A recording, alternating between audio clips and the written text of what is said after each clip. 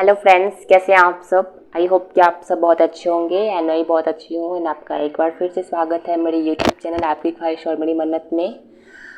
दोस्तों, जैसे कि मैंने कल जो अपनी वीडियो पोस्ट की थी वो मुझे बहुत अच्छा लगा कि सब लोगों ने काफ़ी मुझे पॉजिटिव कमेंट्स दिए हैं मेरे लुक वाइज एंड मेरे थॉट्स को एंड ऑल थिंग को, और मेरी वीडियोज़ को बहुत सारा प्यार मिला। तो मैं उसके लिए आप सभी से धन्यवाद बोलना चाहती हूँ। धन्यवाद मेरी वीडियोज़ देखने के लिए।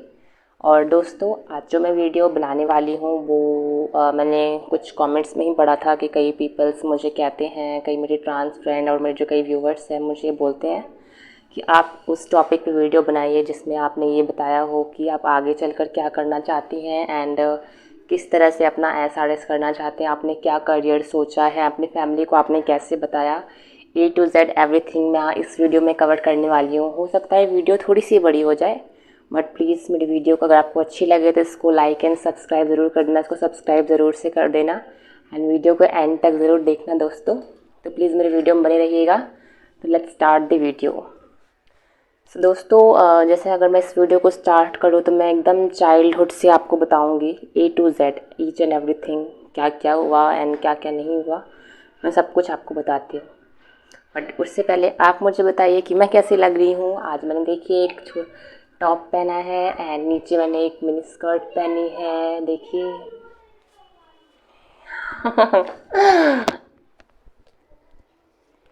आई होप कि मैं आपको अच्छी लग रही होंगी। चलिए वीडियो स्टार्ट करते हैं दोस्तों। ओहो, इतनी ज़ोर से गाड़ी जाती है, वीडियो भी नहीं बना पाती मैं। तो चलिए स्टार्ट करते हैं। तो मैं बचपन से आपको बताती हूँ, जब से मैंने होश संभाला है 4-5 साल की जब मैं थी, तो मैंने स्टार्टिंग से अपने आप को बहुत ज़्यादा फेमिनिन पाया। बहुत ज़्यादा मुझ में फेमिनिन हैबिट्स थी। मुझे गर्ल्स की तरह कपड़े पहनना, मुझे फ्रॉक्स पहनना, मुझे उनकी तरह लिपस्टिक लगाना, स्कार्फ बांधना, उनकी तरह मटक मटक के चलना मुझे बहुत ज़्यादा अच्छा लगता था। एंड काजल लगाना, बड़े बाल रखना, कि बचपन में तो बाल बड़े बड़े होते थे, मुझे बहुत मज़ा आता था। मुझे लगता था कि हाँ बस यही लाइफ है, इससे आगे कुछ नहीं है। मुझे बहुत अच्छा लगता था जब मैं ऐसे लुक में जाती थी बाहर। मम्मी मुझे तैयार करती थी, काजल लगाती थी, तो मुझे बहुत ज़्यादा अच्छा लगता था। बट कहते हैं ना, चीज़ें हमेशा एक जैसी नहीं रहती है। तो क्या होता था बचपन में, मेरे पापा थे तो वो बहुत अच्छे इंसान, प्रमोद नाम था उनका, थे तो वो बहुत अच्छे इंसान, बट वो गलत संगत में पड़ के उनकी पीने खाने की आदत लग गई थी। वो जुआ वगैरह पता नहीं क्या क्या खेलने लग गए थे। स्टार्टिंग में हमारा फाइनेंशियल बैकग्राउंड बहुत ज़्यादा स्ट्रॉन्ग था, बट उनके इस हैबिट की वजह से सब कुछ बर्बाद होता चला गया धीरे धीरे। मेरे पापा बहुत ज़्यादा ड्रिंक करने लग गए थे एंड जो मेरी मदर थी वो एक हाउसवाइफ थी एंड वो भी बहुत अच्छी थी। एंड हमारी फैमिली में पूरे 5 बहन, 2 भाई, एक मुझे और एक मेरा भाई, और 5 बहन इसके अलावा थी। इसके अलावा मम्मी एंड पापा थे। तो मेरे पापा जो है गलत संगत में पड़ के वो पीने खाने की उनको आदत लग गई थी। तो वो जब भी पी खा कर आते थे तो मम्मी को मारते थे। मम्मी के साथ साथ वो हम पर भी अटैक करते थे। तो हमें मतलब बचने के लिए घर से भागना पड़ता था। वो मतलब ये नहीं देखते थे कि वो बच्चे हैं, बट कहते हैं ना, नशे में आदमी को कुछ पता नहीं चलता है। हालांकि वो जब उनको होश आता था तो बहुत ज़्यादा पछतावा करते थे, बट नशे के जोश में वो मतलब किसी को भी नहीं छोड़ते थे। तो जैसे ही मारना वगैरह स्टार्ट करते थे, वो जब भी घर आते थे तो हम सबको अपने आप को बचाने के लिए भागना पड़ता था। चाहे बरसात हो, धूप हो, गर्मी हो, ठंड हो, कुछ भी हो, चाहे आधी रात ही क्यों ना हो रही हो, हम सबको अपने आप को बचाने के लिए जो है दोस्तों भागना पड़ता था। इसके अलावा मैं आपको एक चीज़ और बता दूं कि मेरी मदर को बहुत ज़्यादा मतलब फिज़िकली टॉर्चर करते थे, उनको मारते थे। इसलिए मेरी मदर भी कई बार कहीं अपनी मौसी के यहाँ या किसी और के यहाँ अपने आप को बचाने के लिए चले जाते थे, और कई बार उन्होंने हम लोगों पर भी जानलेवा हमला करने की कोशिश की थी नशे में आके। तो इसलिए वो जब भी पी खा करके आते थे तो हमें अपने आप को बचाने के लिए घर से दूर भागना पड़ता था, बिकॉज़ घर सेफ़ नहीं था वो जब भी आते थे। तो ये थे तो बचपन की बात। उसके बाद हमने जो है अपने रिलेटिव्स के यहाँ शिफ्ट कर लिया था, हमारे चाचा वगैरह के यहाँ पे शिफ्ट कर लिया था हमने 2011 में। उसके बाद हम फिर जो हमारा शॉप था वो थोड़ा सा दूर था मेरे रिलेटिव्स के घर से, एंड जो हम थे उनसे थोड़ा सा दूर रहते थे हम, मतलब मेरा जो रिलेटिव्स का घर था वो थोड़ा दूर था। एंड जो हमारा शॉप था, जब मेरे पापा थे तो हमारी ग्रॉसरी की शॉप थी जो कि बहुत अच्छी खासी चलती थी, तो वो शॉप थोड़ा हमारे रिलेटिव्स के घर से दूर था। तो हम 2011 में अपने रिलेटिव्स के पास, चाचा बड़े पापा के पास शिफ्ट कर लिया था। तो उसके बाद जो था, पापा तब भी हमारे साथ ही थे, हमारे साथ ही आते जाते थे। उस टाइम तक मेरे 3 सिस्टर्स की शादी हो चुकी थी। 2 सिस्टर्स अपने हमारे गांव में ही अपने ससुराल में रहती थी और एक सिस्टर दिल्ली चली गई थी शादी करके। तो पापा ने 2011 में भी हमें संभाला, थोड़ा दुकान वगैरह चलाते थे। उस टाइम पर उन्होंने थोड़ा बहुत पीना कम कर दिया था, बट ऐसा नहीं कि छोड़ ही दिया था, पीते थे बट इतनी लड़ाई वो नहीं करते थे, पहले की तुलना में करते थे तो, बट इतनी ज़्यादा नहीं करते थे। तो उसके साथ ही दुकान के साथ साथ हमारी एक ऑटो रिक्शा भी थी जो कि ड्राइवर चलाता था। तो उस टाइम तक भी हमारी जो थोड़ी कंडीशन थी वो ठीक थी। बट वो दिन मुझे याद है जब 26 अप्रैल 2012 को मेरे पापा किसी ज़मीन के ज़रूरी कामकाज से बाहर गए थे। किसी ने हमारी ज़मीन को ज़बरदस्ती अपने कब्ज़े में ले लिया था और मेरे पापा उसी को छुड़ाने के सिलसिले में बाहर गए हुए थे। तो 26 अप्रैल उस दिन मेरे भाई का बर्थडे भी आता है। तो उसके बाद से मेरे पापा कभी नहीं लौटे। आई डोंट नो उनके साथ क्या हुआ, और हमें उस टाइम पे इतना अकल भी नहीं था कि हमें क्या करना चाहिए, बिकॉज हम उस टाइम बहुत छोटे छोटे थे, हमें कुछ भी पता नहीं था कि हमें क्या स्टेप लेना चाहिए। एंड मेरी मॉम तो, जैसे कि आपको पता ही होगा, आपने मेरी पहले की वीडियोस देखी होंगे, तो वो ज़्यादातर साल में 6 महीने ठीक, साल में 6 महीने बीमार। तो उस टाइम पर भी वो बीमार ही थी। तो हमें कुछ नहीं पता था कि हमें आगे क्या करना चाहिए। एंड मेरे रिलेटिव्स भी इतने, मतलब सेल्फिश आप बोल सकते हैं, वो इतने सेल्फिश थे कि उन्होंने कुछ नहीं किया, उनको ढूंढने के लिए कोई स्टेप नहीं उठाया। एंड मेरे पापा के जाते ही उन्होंने अपने पास हमें रख तो लिया, हमें खाना वगैरह दिया टाइम पे, बट उतना ही देते थे जितना ज़रूरत है। दिन में 2 टाइम खाना, बस 2 टाइम खाना, कोई भी एक्स्ट्रा जैसे हम अपने नॉर्मल घर में बना के खा सकते थे, पी सकते थे, कोई फैसिलिटी नहीं, कोई स्कूल नहीं, कुछ नहीं। हमें स्कूल भी जाने नहीं दिया गया, कुछ भी नहीं दिया गया। जब तक हम अलग रहते थे उनसे, तब तक हम स्कूल जाते थे, प्राइवेट स्कूल जाते थे, एक अच्छे खासे स्कूल में जाते थे। बट जब हम उनके पास रहने आए तो उन्होंने हमें स्कूल तक में एडमिशन नहीं करवाया, लिमिटेड खाना, 2 टाइम का खाना देते थे। एंड जब मेरे पापा चले गए तो हमारी जो ग्रॉसरी की शॉप थी, मेरी सिस्टर्स ने उसको संभाला, और उससे जो पैसा आता था वो भी मेरे रिलेटिव्स, चाचा था, वो रख लेते थे। और जो हमारी टेम्पो रिक्शा थी, ऑटो रिक्शा थी, उससे जो कमाई होते थे वो भी वो रख लेते थे। इस तरह से आप समझ सकते हैं कि वो जो हमें खिला रहे हैं उसके बदले में जो भी हम कमा रहे हैं वो रख लेते थे। तो उससे हमारा तो कोई फ़ायदा ही नहीं हुआ, उल्टा हमारा नुकसान हो रहा था, क्योंकि जितना हम खा नहीं रहे हैं उससे ज़्यादा वो हमसे ले रहे हैं। तो जब मेरी एक सिस्टर को पता चला, अंजलि नाम है उनका, जब उनको पता चला कि हाँ पापा जा चुके हैं, अब कुछ नहीं है इन लोगों के पास, तो फिर वो हमें दिल्ली ले आई। जब हम दिल्ली आए तो स्टार्टिंग के 1 साल तो हमारा ऐसे ही वेस्ट हो गया, पढ़ाई लिखाई कुछ नहीं हो पाई, ना हमारा कहीं पे एडमिशन हो पा रहा था। 1 साल तक हमारा ऐसे ही बीत गया। उसके बाद जब हम दिल्ली आए तो 1 साल जब बीत गया दिल्ली में आते हुए, तो फिर हमारा प्राइमरी स्कूल में एडमिशन हुआ, मेरा, मेरे भाई का, मेरी बहन का। हमने प्राइमरी स्कूल में एडमिशन लिया। मेरी एक और बहन थी जो कि अमृता है, जिसके बारे में मैंने आपको बताया था कि उन्होंने ही हमें पढ़ाया लिखाया है। उस टाइम पे जब हम दिल्ली आए थे, चाहते तो वो भी हमारे साथ पढ़ सकते थे, बट नहीं पढ़ा। उन्होंने हमारे लिए अपनी पढ़ाई छोड़ के कमाया और हम 3 बच्चे भाई बहनों को पढ़ाया अच्छे से। तो हमने 5th क्लास में एडमिशन लिया, मैंने, मेरे भाई ने और मेरी बहन ने। हालांकि मेरा एडमिशन 3rd क्लास में होना था, बट बाय मिस्टेकली मेरा भी 5th में हो गया। हाँ, अच्छा ही हुआ जो भी हुआ, क्योंकि जैसे मेरे 2 साल सेव हो गए, अच्छा हुआ। तो जब मैंने स्कूल में एडमिशन लिया तो उस टाइम पे तो मैं छोटी थी, तकरीबन 9-10 साल की होंगी, तो लोग इतना नोटिस नहीं करते थे मेरे बिहेवियर को लेके, मेरे चाल ढाल को लेके, क्योंकि everybody was thinking that the person is child. मैं चाइल्ड हूँ, अभी बच्ची हूँ, तो इतना कोई भी नोटिस नहीं करता था मेरे को। 6-7 तक भी नॉर्मल था, खेल कूद में, मस्ती मजाक में निकल जाता था। बट जैसे मैं 8th क्लास में, 9th क्लास में गई, तो फिर थोड़ा थोड़ा मुझे भी ये थोड़ा सेक्सुअल बातें जो होती थी वो मुझे समझ में आने लग गई थी। लोग किस तरह से मुझे देखते हैं, कैसे नोटिस करते हैं, मुझे क्या चढ़ाते हैं, क्या बोलते हैं, वो सब मैं ऑब्ज़र्व करने लग गई थी। सब मुझे समझ में आने लग गया था।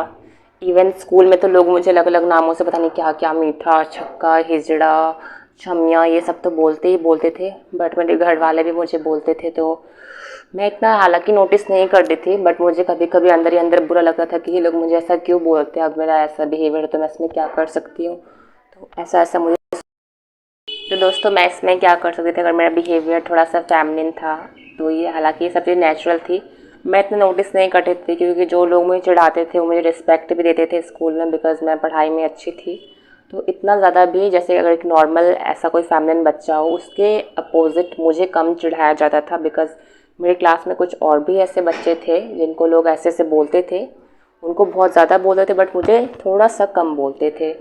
तो इसके लिए मैं थोड़े अपने आप को भाग्यशाली मानती हूँ कि हाँ, मुझे इतना ज़्यादा बुली स्कूल में नहीं किया गया।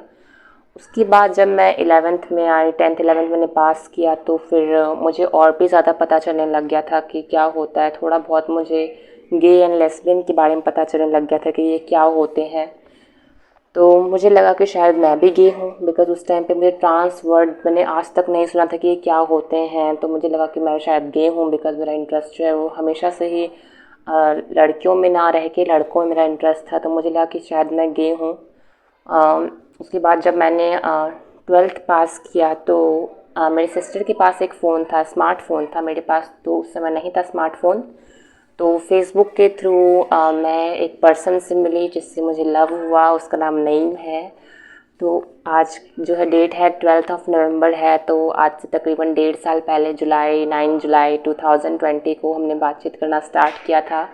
1.5 साल हो गया है हमारे रिलेशन को। तो उसी ने मुझे गाइड किया था कि आप जो है, अगर आपको ऐसी फीलिंग है, आप अगर ऐसा फीलिंग रखते हैं तो आप लड़की बन सकते हैं, ऐसा सर्जरीज अवेलेबल है।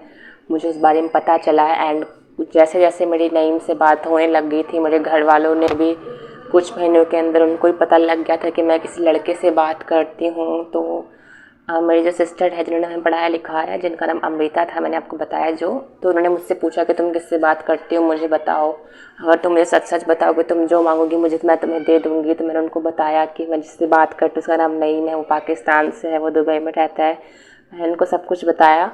तो उन्होंने फिर मुझे मैंने उनसे गिफ्ट में फ़ोन मांगा था दिवाली के टाइम पे, उन्होंने मुझे फ़ोन दिलाया था 4 नवंबर को, मुझे डेट भी याद है, 4 नवंबर 2021 को उन्होंने मुझे फ़ोन गिफ्ट किया। देन जब मेरे पास स्मार्टफ़ोन आया, फिर मैंने चीज़ें सर्च करना स्टार्ट कर दी अपने बारे में, एंड मुझे ऐसी फीलिंग्स क्यों है, इससे सल्यूशन क्या है इसका, मैंने A to Z each and everything मैंने सर्च कर डाला। देन इसके बाद मुझे कुछ यूट्यूब वीडियोस के थ्रू मुझे पता चला कि हाँ, मैं ट्रांस हूँ और मैं भी लड़की बन सकती हूँ। देन मैंने ऑलमैक क्या है, ऑलमैक कहाँ है, डॉक्टर राजू शर्मा कौन है, डॉक्टर अरुण ऊषा कौन है, सबके बारे में पता कर डाला। एंड 18 उसके बाद जब मैंने सब कुछ सर्च कर लिया, उसके बाद मैंने हार्मोन लेने से पहले 1 महीने पहले मैंने घर में इस बात को डिस्क्लोज़ किया कि मैं हमेशा से ये फीलिंग रखती हूँ अपने अंदर और मैं जो है लड़की बनना चाहती हूँ, इसलिए मैं जो है नेक्स्ट मंथ से हार्मोन स्टार्ट कर दूँगी। कोई भी एग्री नहीं था। मैंने ये बात अपनी मम्मी के सामने, अपनी 3 बहनों और 1 भाई के सामने डिस्क्लोज़ किया था। 2 सिस्टर्स गांव में रहती हैं, उनको भी इस बात का पता चल चुका था। मैंने उनके सामने अपनी बातें रखी, कोई भी एग्री नहीं था, सबने मुझे मना किया कि नहीं तुम ऐसा कुछ नहीं करोगे, ये गलत है, ये है वो है। बट मैं अपने घर में अर्निंग मेंबर थी, मैं जॉब करती थी, मैं कमाती थी, तो मैंने अपना ज़िद पे अड़ी रही। क्योंकि अगर मैं वो मुझे मना करते तो मैं घर में पैसे देना बंद कर देती खर्च के लिए। तो मुझे लगता है कि इस वजह से शायद उन्होंने हाँ किया है, अदरवाइज़ अगर मैं नहीं कमाती कोई सपोर्ट नहीं मिलता उनकी तरफ से भी। तो मुझे यही लगता है कि इस वजह से उन्होंने मुझे हाँ किया है। तो उसके बाद मैंने इस तरह से अपने घर वालों के सामने अपनी बातें रखी। और अब आप सब सोच रहे होंगे कि मम्मी ने कुछ नहीं बोला। मम्मी देखिए दोस्तों, मम्मी का स्टार्टिंग से मेरे घर में इतना कोई इम्पोर्टेंट रोल रहा नहीं है, बिकॉज़ उनका जो हेल्थ है, जैसे मैंने आपको बताया, साल के 6 महीने ठीक, साल के 6 महीने ख़राब, तो इतना उनको कोई इम्पोर्टेंस देता नहीं था। तो घर जो भी इम्पोर्टेंट डिसीजन होता था वो मेरी बड़ी सिस्टर से लेती थी। पापा तो मैं कई साल पहले छोड़ के जा चुके थे। उसके बाद जो भी इम्पोर्टेंट डिसीजंस होता था वो मेरी सिस्टर से लेती थी। तो मैंने 18 मई 2022 को अपना जो है हार्मोन लेना स्टार्ट कर दिया था। तो इस तरह से मैंने जो है अपना ट्रांस होने का खुलासा अपने घर वालों के सामने किया था। अब उसके बाद यही बात रही पढ़ाई की। तो जब मैं दोस्तों मैंने 10th पास किया 85% मार्क्स से, तो मैंने सोचा था कि मैं साइंस लूँगी। बट मुझे पता था कि मेरे घर में लिमिटेड सोर्सेस हैं, ओनली वन मेंबर है जो कमा रहा है, हमें पढ़ा रहा है। तो मैं उसके सामने ही अपना साइंस लेने वाली बात डिस्क्लोज़ नहीं कर सकती थी, बिकॉज़ साइंस एक ऐसा स्ट्रीम है जिसमें अगर हम पढ़ाई करते हैं तो उसके लिए काफ़ी सपोर्ट चाहिए, काफ़ी खर्चा होता है ट्यूशन्स में और उसकी पढ़ाई में, उसकी प्रिपरेशन में काफ़ी चीज़ें खर्च होती है। बिकॉज़ साइंस मेरा एक फेवरेट सब्जेक्ट था हमेशा से ही, और हालांकि मेरा सोशल साइंस भी हमेशा से एक फेवरेट सब्जेक्ट रहा है। अकॉर्डिंग टू सोशल साइंस में साइंस ज़्यादा पसंद थी, लेकिन मैं वो नहीं ले पाई बिकॉज़ मुझे पता है कि मेरे घर की फाइनेंशियल कंडीशन इतनी अच्छी नहीं है। इसलिए मुझे 11th में आर्ट्स लिया मैंने। आर्ट्स से मुझे बहुत ज़्यादा पसंद थी, मुझे बहुत अच्छे मार्क्स भी आते थे। 12th में मेरे 96% मार्क्स आए। तो बहुत लोग मुझे बोलते थे कि तुम आईएएस बनना, तुम आईपीएस ऑफिसर बनना, तुम ये गवर्नमेंट ऑफिसर बनना, तुम ये गवर्नमेंट ऑफिसर बनना। तो काफ़ी मुझे सजेशंस आते थे, मैं भी सोचते थे कि हाँ मैं बनूँगी, मैं एग्ज़ाम्स दूँगी, मैं आईएएस ऑफिसर बनूँगी, मैं टीचर बनूँगी, पता नहीं क्या क्या सोचती थी। बट लिटरली दोस्तों, जब से मैंने जॉब करना स्टार्ट किया है, कोई मन नहीं लगता पढ़ाई में। सही कहते थे इंसान कि जब एक बार पैसा हाथ में आ जाता है तो पढ़ाई का जो है मन नहीं करता है, पढ़ाई करने का मन नहीं करता है। और अभी तो आप मेरी रूटीन जानते हैं, मेरी क्या रूटीन है। सुबह 3 बजे उठो, खाना वाना बनाओ, काम पे जाओ, शाम के 7-8 बजे घर आओ। तो इससे तो मुझे और टाइम नहीं मिल पा रहा है। जब से मैंने ये जॉब पकड़ा है बिल्कुल भी टाइम नहीं मिल पाता है। तो मैंने ये सोचा है कि फ़िलहाल तो मुझे जॉब करनी है, चाहे मैं यहाँ करूँ कहीं और करूँ, जॉब करके पैसे सेव करने हैं। सेव करके मुझे अपना एसआरएस करवाना है, अब एक फुली गर्ल बनना है। उसके बाद जब मैं पूरी तरह से ऑपरेटेड गर्ल बन जाऊंगी, उसके बाद जो मेरा ग्रॉसरी शॉप था, जब मैं गांव में थी, जब मैं छोटी थी, मेरे पापा का जो ग्रॉसरी शॉप था उसका नाम घर संसार था। तो मैं पैसे बचा के अपने पापा के लिए, पापा के नाम से अपने वो ग्रॉसरी शॉप खोलना चाहती हूँ। बिकॉज़ मुझे मेरे पापा बहुत पसंद थे। हालांकि मैं उनके साथ इतना टाइम स्पेंड नहीं कर पाई बिकॉज़ मैं उस समय तक छोटी थी, और जब तक मैं बड़ी होती मेरे पापा जा चुके थे। और मेरी मम्मा, जैसे कि मैंने आपको बताया था कि 23 जुलाई को मेरी मम्मी भी एक्सपायर हो गई थी। बिकॉज़ मेंटली वो बहुत ज़्यादा प्रेशर अपने ऊपर लेने लग गई थी, बहुत ज़्यादा डिप्रेस हो गई थी। हॉस्पिटल में भी हमने उनको एडमिट किया, बट वो नहीं बच पाई। तो मैं एक शॉप खोलना चाहती हूँ। पहले मैं अपना एसआरएस करवाना चाहती हूँ, पैसे इकट्ठा करके, जॉब वॉब करके। उसके बाद देन अगेन जॉब करके पैसे इकट्ठा करके अपना काम शुरू करना चाहती हूँ। अपने पापा का जो शॉप जिस नाम से था, उस नाम से उनका शॉप जो है खोलना चाहती हूँ दोबारा से, ताकि मुझे उनकी जो है हमेशा याद रहे, मेरे दिमाग में रहे। तो दोस्तों, इस वीडियो में इतना ही बोलना चाहूँगी। आई होप कि आपको ये वीडियो अच्छी लगी होगी। इफ़ येस तो प्लीज़ मेरी वीडियो को एक लाइक एंड सब्सक्राइब कर दीजिएगा, एंड प्लीज़ सब्सक्राइब याद से कर दीजिएगा दोस्तों, प्लीज़ प्लीज़ प्लीज़। तो मिलते हैं नेक्स्ट वीडियो में, तब तक के लिए बाय बाय।